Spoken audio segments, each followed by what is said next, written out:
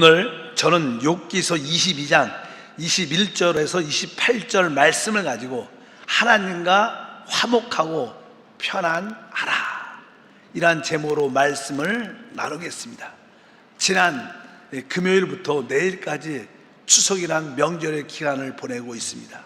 사실 이 명절은 조상과 또 특별히 우리 부모님께 감사하는 시간이며, 또 1년 동안 우리가 수고하고 노력했던 모든 것을 가족과 함께 먹고 누리는 시간이라고 말씀을 드릴 수 있습니다. 그것을 보통 우리는 복이라고 말합니다. 그렇다면 우리의 영적인 추석은 어떠한 의미를 말하는 것이며, 또 영적인 참된 복은 무엇인가를 알아야 됩니다. 우리에게 참된 복은 무엇일까요? 사실 그것은 하나님과 관련되어 있습니다. 바로 하나님과 화목하고 편안을 누리는 것이 축복의 시작인 것을 분명히 알아야 됩니다.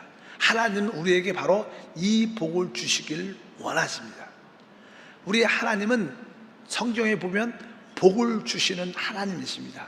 하나님이 창조하시고 택하시고 부르신 자들을 항상 복을 주셨다고 말씀합니다.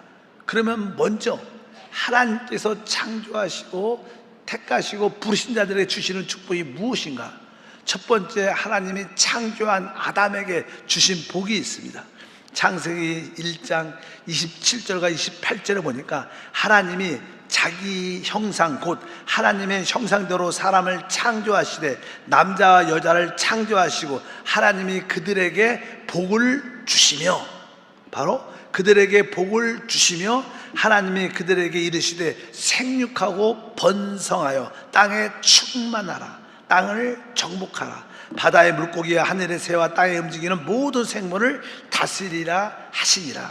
바로 하나님은 첫사람 아담과 하와를 창조하시고 그들에게 복을 주셨고 생육하고 번성하며 땅을 다스리고 모든 생물을 다스리는 축복을 주신 줄 믿습니다.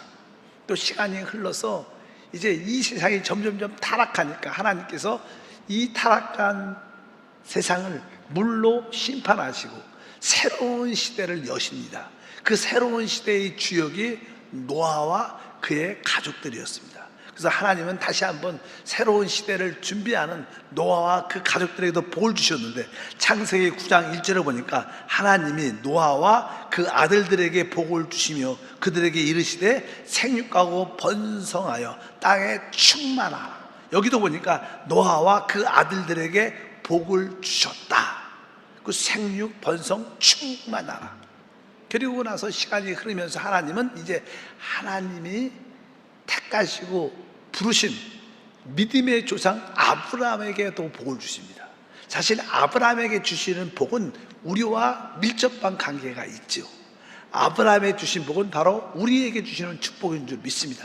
믿음의 조상 아브라함을 부르시고 어떠한 축복을 주셨을까? 창세기 12장 1절과 3절에 야훼께서 아브라함에게 이르시되 너는 너희 고향과 친척과 아비 집을 떠나 내가 내게 보여줄 땅으로 가라.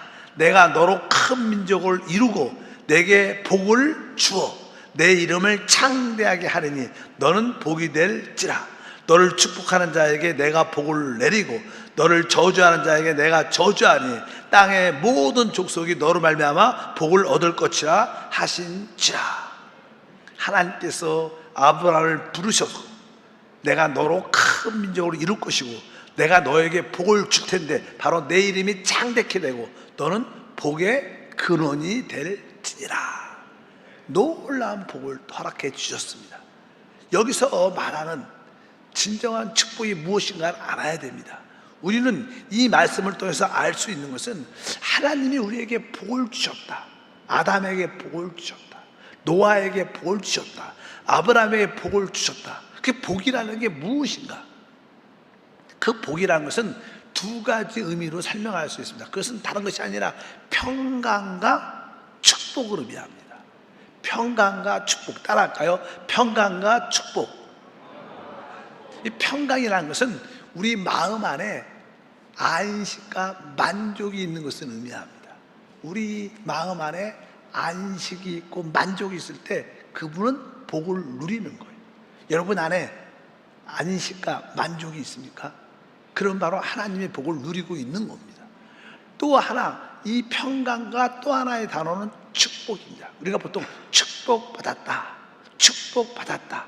이 축복이라는 것은요, 현재와 미래에 관련된 거예요. 현재에는 행복을 느끼는 거예요. 현재 생활이 행복하고, 미래에 대해서는 소망으로 충만한 거예요. 바로 축복이라는 것은 현재 행복함을 누리는 것이고, 미래에 대해서는 아주 소망이 가득한 겁니다. 우리는 내적으로 하나님을 우리 안에 영접했기 때문에 우리 안에서 어떤 만족과 안식이 있기 때문에 우리는 행복할 수 있습니다. 그리고 우리는 다음 시대와 영원한 시대, 영생을 얻었기 때문에 우리는 미래의 소망으로 충만한 줄 믿습니다. 하나님이 주시는 축복은 바로 평강과 축복을 의미한다. 이 평강과 축복은 근원이 하나님이기 때문에 하나님 안에 있다는 것을 아셔야 돼요. 왜? 사람은요, 하나님의 형상대로 창조됐습니다. 하나님의 형상대로 창조됐다는 뜻은 무슨 뜻입니까? 그것은 다른 뜻이 아니라 바로 사람은 하나님을 위해서 창조된 거예요. 보통 사람들은 하나님은 우리를 위해서 존재한다고 생각을 많이 하지만, 사실은 다른 의미로 말하면 사람은 하나님을 위해서 창조된 겁니다. 그래서 사람은 하나님을 우리 안으로 받아들여야 돼요. 하나님을 우리 안으로 받아들이고 그분을 나의 생명으로 취할 때 우리는 평강을 갖게 되고, 그 결과 그분이 주시는 축복을, 현재에 대해서 행복하고 미래에 대해서 소망으로 충만한 그런 삶을 살게 될 줄 믿습니다. 그래서 평강과 축복의 근원은 하나님이구나, 하나님과의 관계가 합당하게 이루어질 때 참된 축복이 이루어지는 것이구나. 세상에 많은 사람들은 하나님을 잃어버렸습니다. 그래서 그들에겐 진정한 평강과 그들에게 축복이 있을 수 없습니다. 우리 주변에도 어떤 사회적인 지위가 있고 많은 부를 가지고 있고 많은 명성을 가진 사람들도 많습니다.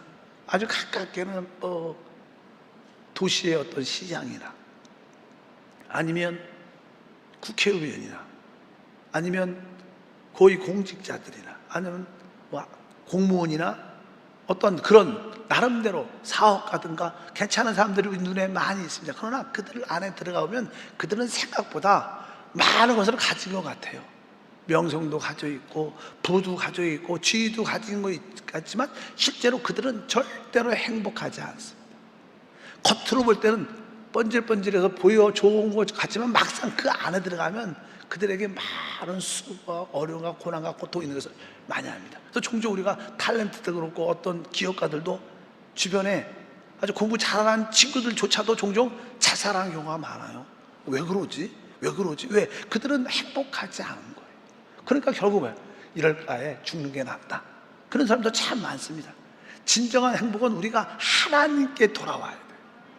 하나님만이 우리의 평강이시고 우리의 축복의 근원 되신 줄 믿습니다. 요한복음 4장에 그런 이야기가 자세히 기록되어 있어요. 그 주님께서 사마리아 지역을 지나갈 때 그 지역에 하나님이 택한 한 여자가 있었어요. 그 여자의 이름을 보통 우리가 그냥 사마리아 지역이가 사마리아 여인이라고 말합니다. 그 여자는 5번을 결혼했어요. 야, 5번을 결혼했다. 내가 보니까 5번 결혼하려면 적어도 기본적으로 이 여자가 이뻐야 될 것 같아요. 그렇지 않으면 5번은 쉽지 않을 텐데 이런 생각이 들고, 나름대로 여러 가지 끼도 많고 뭐가 많은 돈도 여유도 있을지도 몰라요. 지금도 이제 5번을 결혼하고 이혼하고 법적으로 결혼하지 않은 남자하고 살고 있는 한 여자, 그 지역에서 소문이 꽉 났죠. 그래서 좀 창피하고 부끄러운 것도 많이 있죠. 그래서 사람이 없는 그 중동의 날씨가 얼마나 덥습니까? 낮에 아무도 물 들어오지 않는 그때 혼자 나와서 물을 들어올 때 주님이 그 우물가에서 기다리신 거예요. 이 여자를 구원해야겠다. 그 주님이 그 여자 물 길러 오니까 먼저 나에게 좀 물 좀 달라. 그러니까 그 여자가 말을 합니다. 내가 보니까 당신은 유대인인데 이 사마리아 사람과 왜 이야기를 합니까? 왜 상존합니까? 상관합니까? 그러니까 그냥 주님께서 그 여자에게 말씀을 했어요. 요한복음 4장 10절에 말하죠. 예수께서 대답하여 이르시되 내가 만일 하나님의 선물과 또 내게 물 좀 달라 하는 네가 누구인지를 알았다면 내가 그에게 구하였을 것이요 그가 생수를 너에게 주었을 것이다.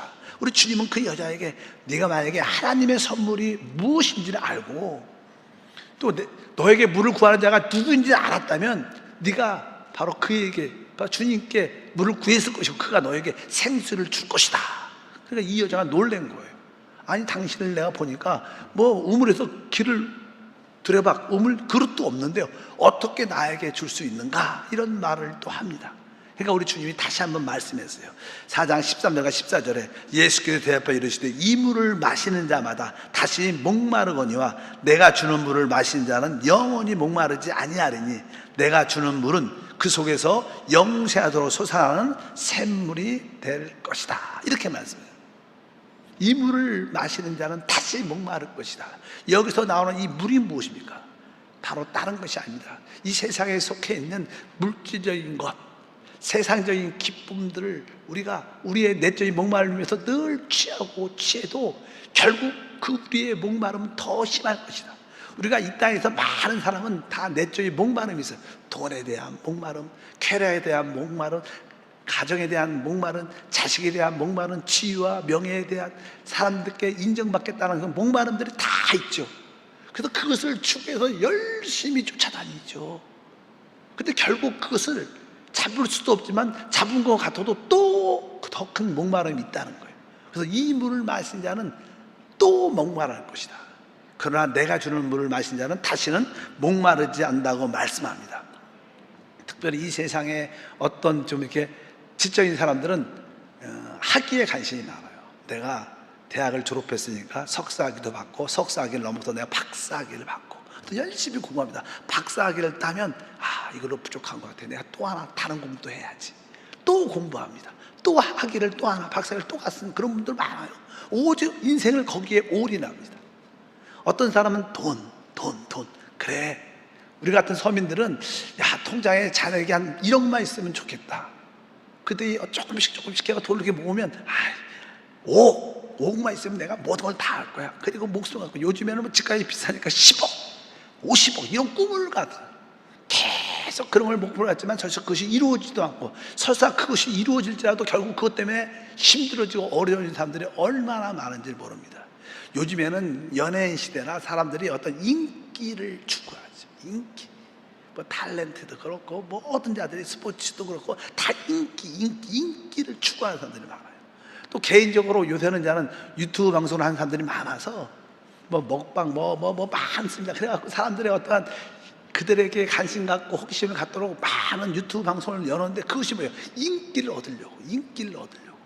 근데 그 인기 때문에 결국 그들이 망하고 실패하고 고통 가운데 있는 사람들이 생각보다 많습니다.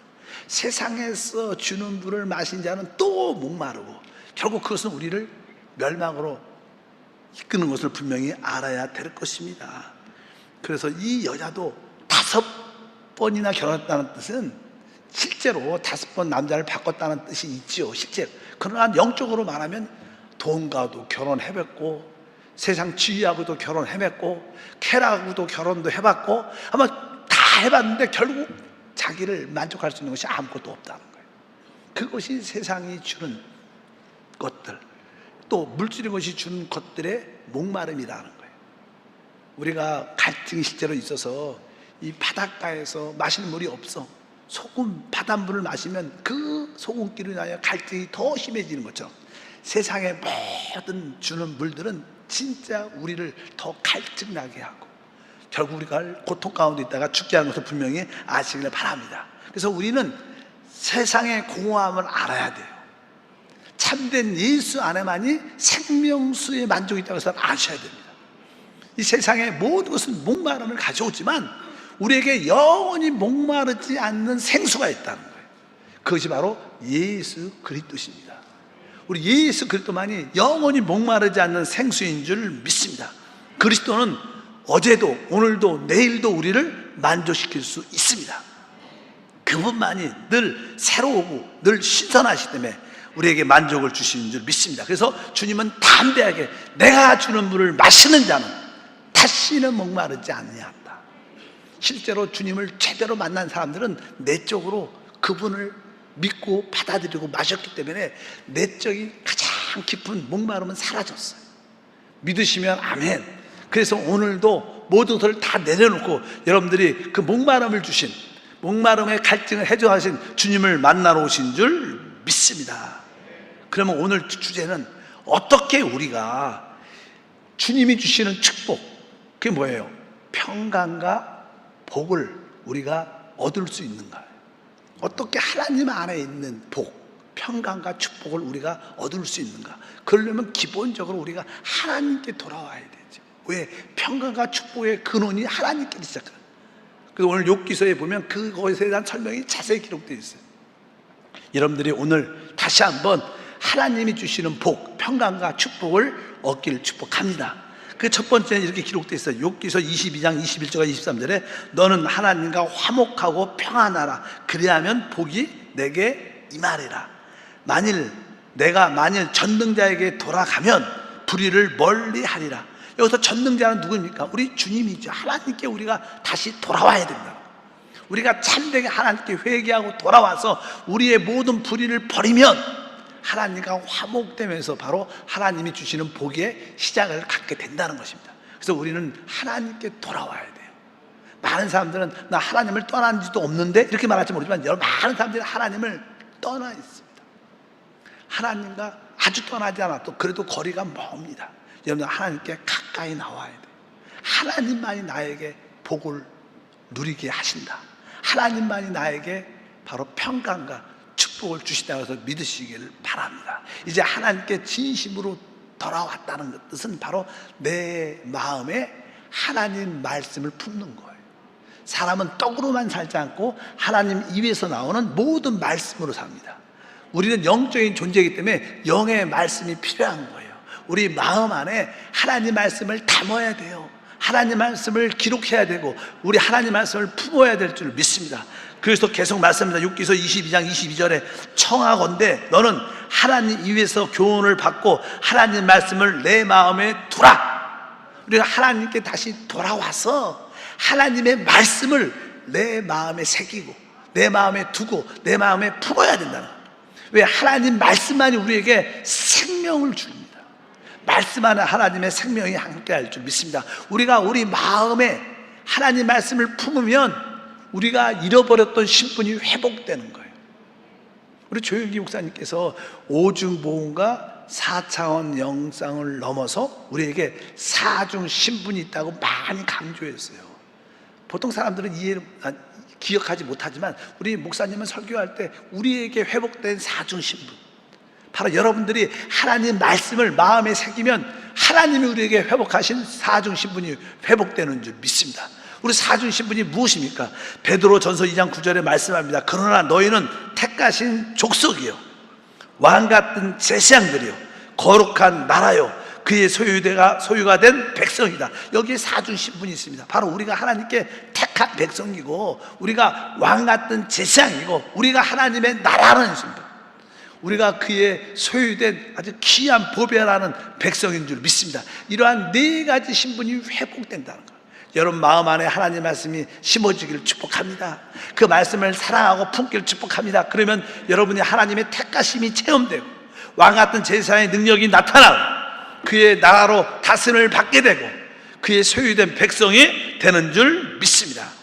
그리고 나서 하나님 말씀을 우리 마음에 품고 이제 하나님을 나의 보화로 삼아야 돼요. 보화. 여러분들의 보화는 무엇입니까? 오늘 말씀에 기록되어 있습니다. 욥기서 22장 25절과 26절에 그리하면 전능자가 내 보화가 되시며 내게 고귀한 은이 되시리니 이에 내가 전능자를 기뻐하여 하나님께 얼굴을 들 것이라. 여기에서 두 단어, 바로 보화가 되시며 하나님이 우리의 보화가 되고 그 하나님을 우리가 기뻐하라. 그럴 때 모든 신앙이 회복되는 거예요. 신앙은요, 내 보화가 무엇인가를 다시 한번 점검하는 시간입니다. 나의 보화, 여러분들의 보화는 무엇입니까? 보통 사람들은 자기 자식을 나의 보화라고 생각을 많이 합니다. 어떤 분들은 돈을 나의 보화라고 생각합니다. 또 어떤 분들은 내가 성취한 어떤 직장이나 사업장을 나의 보화라고 생각해요. 또 어떤 분들은 어떤 사람을, 뭐 애인이든 뭐 남편이든 아내든 뭐 그런 살아가는 사람을 나의 보화라고 생각하는 거예요. 그런데 여러분들이 그러한 보화, 내 자식이 나의 보화야, 돈이 나의 보화야, 뭐 여러 가지 직장과 사업 내가 이룬 것이 나의 보화야, 내가 좋아하는 사랑하는 사람이 나의 보화라고 생각을 많이 하지만 결국 그러한 여러분들이 생각하는 그런 보화는 결국 여러분을 실패하게 만듭니다. 결국 여러분을 해가 되게 만들어요. 그래서 여러분들이 기억해야 돼. 하나님만이 나의 보화가 되면 진정한 축복이 시작될 줄 믿습니다.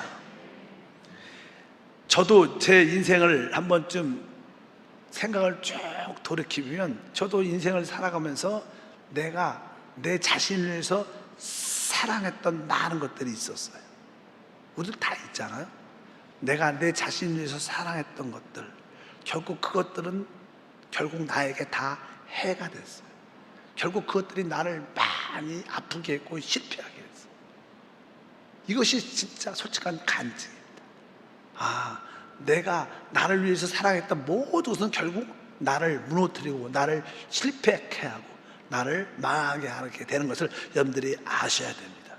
하나님만을 보아로 삼을 때 그것은 나를 살리고 회복하는. 그러나 내가 좋아하고 사랑하는 것들은 결국 우리에게 큰 해를 입히는 것을 분명히 알아야 됩니다. 결국 여러분의 자녀를 많이 진짜 보아처럼 사랑하면 그 아이가 생각보다 잘 안 돼요. 결국 그 아이가 여러분에게 많은 낙담과 실패와 어려움을 줄 수도 있어요. 어떤 분은 돈을 너무 사랑한 나머지는 결국 그 돈 때문에 결국 실패하고 망하는 사람도 우리 주변에 너무나 많습니다. 그래서 여러분들이 진짜 나의 참된 보화가 하나님이다.